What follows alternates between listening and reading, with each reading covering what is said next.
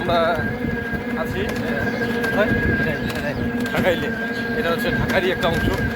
তো আমরা একটা ভ্যান রিক্সায় চেপে বাংলাদেশটা ভ্রমণ করছি। আমার সঙ্গে আছে বন্ধু সুব্রত আর আমাদের বাংলাদেশের বন্ধু মানিক। আমরা তিনজনে ভ্রমণ করছি আর এই জায়গাটা দেখাচ্ছি। হ্যাঁ, চিনতে পারছি।